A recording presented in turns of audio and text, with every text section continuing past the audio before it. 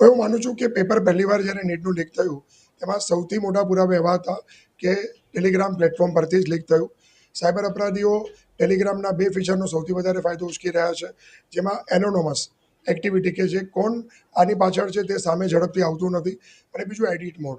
Edit મોડને કારણે લોકો પહેલાં એક અફવાઓ ફેલાવે છે અને ત્યારબાદ એડિટ મોડ ફીચરનો ઉપયોગ કરીને પેપર બદલી નાખે છે. તો એને કારણે ઘણા લોકો મુશ્કેલીમાં મુકાય છે, ઘણા બાળકો પૈસા ખોવાનો વારો આવે છે. ઇવન તો આ લોકો યુએસડીટી અને સીબીડીટીની અંદર આ લોકો પૈસા મેળવે છે, અને અમુક વાર ક્રિપ્ટોકરન્સીની અંદર પૈસા મેળવતા હોવાને કારણે એ સામે નથી આવતું કે આના બેનિફિશિયરી કોણ છે.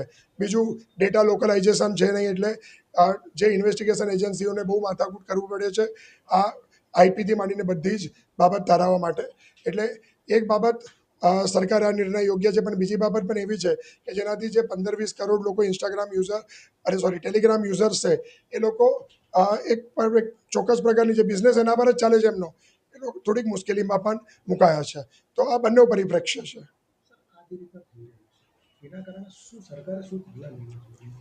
હું એવું માનું છું કે સરકારે છે ને એઆઈ બેઝ સિસ્ટમ લાગુ પાડી દેવી જોઈએ. એઆઈ બેઝ સિસ્ટમ લાગુ પડવાથી સિક્યોરિટી વધશે. બીજું કે જે ગડમથલ કરવાવાળા લોકો છે ને એમનો ઈરાદો પણ નહીં કામયાબ થાય. બીજું કે હ્યુમન ઇન્ટરવેન્શન જેટલું ઓછું કરીશું ને તેટલું પેપર લીક થવાના ચાન્સીસ અટકી જશે.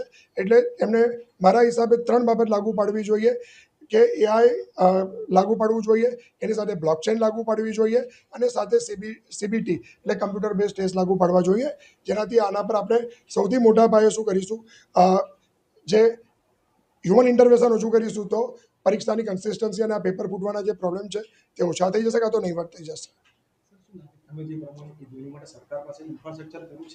યસ, ઇન્ફ્રાસ્ટ્રક્ચર છે. હું અત્યારે જેમાં જે દિલ્હી એઆઈ ઇમ્પેક્ટ સમિટ થઈ તેમાં આપણી પાસે ઇનફ ઇન્ફ્રાસ્ટ્રક્ચર છે, અને આપણે હવે એના પર વિચારવું પડશે ક્યાં સુધી આ વસ્તુ ચાલશે. તો આપણે એના પર વિચારીશું તો હું એવું માનું છું કે ઝડપથી એના પર પણ કાર્યવાહી થશે, એવા પ્લેટફોર્મ્સ ઊભા થશે, અને એક પરીક્ષા પદ્ધતિ પણ બહુ પારદર્શક બનશે. મયુર ભુસાવલકર, સાયબર એક્સપર્ટ.